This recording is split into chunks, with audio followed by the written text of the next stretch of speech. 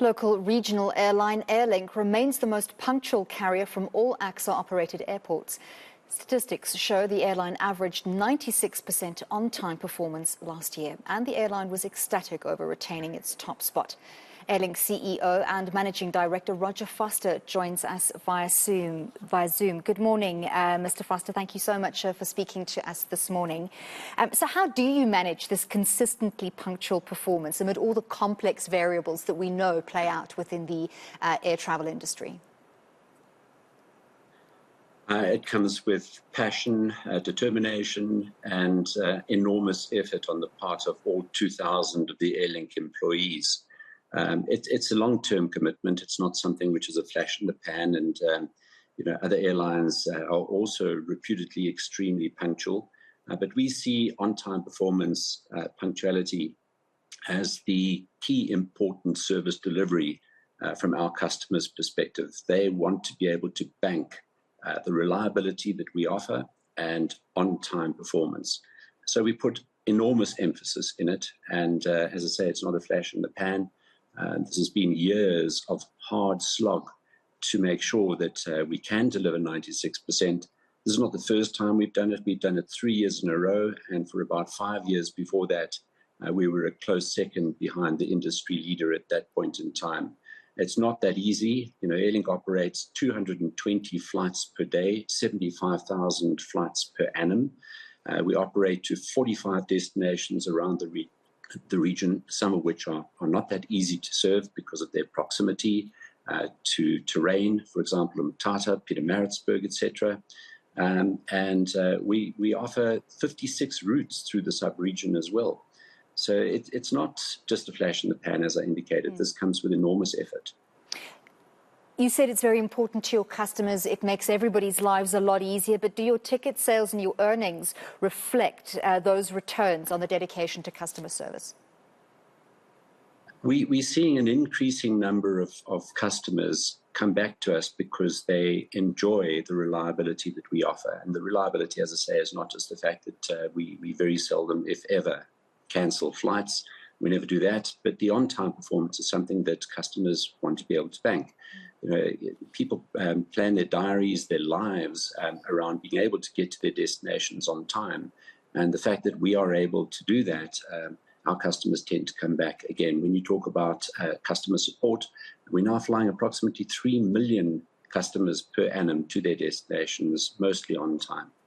So naturally, punctuality also puts you in ACSA's good books. It makes their lives a lot easier. But on time is not just polite or nice to have in the industry. It has so many knock-on effects on the whole network of services in the air travel industry, correct? That's absolutely right. And when things do go wrong, unfortunately, it tends to have a compounding effect. Just 2 Fridays ago, previous Friday, there was a massive thunderstorm over Johannesburg.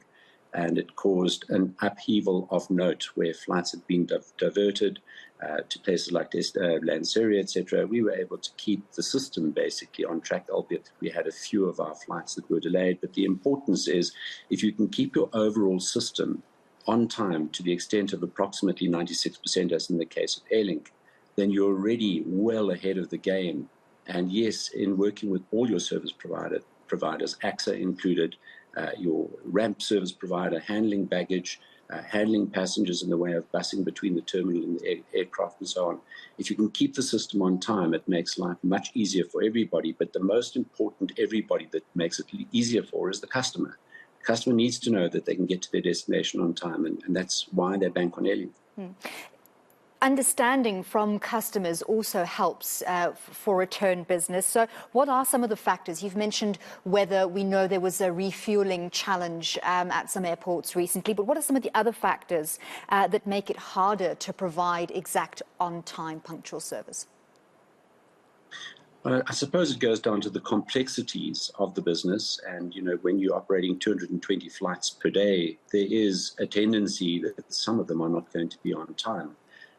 The complexities include access to the terminal building through air bridges.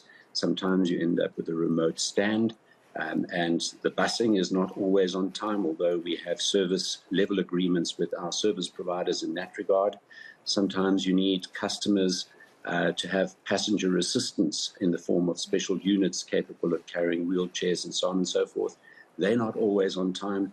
And then, of course, when you get to the more remote destinations, as such as those that I've mentioned, the likes of Pietermaritzburg, which is in the escarpment, in the foothills of the escarpment, it has a propensity to become bound with fog, and that makes life enormously difficult. Of course, we try and mitigate and keep the overall system on time. And how we do that is we make sure that we always have another aircraft that we can roll out into the system and catch any knock-on effect from a delay that may have been caused because of weather, for example, at Pietermaritzburg or Umtata or any one of the other destinations.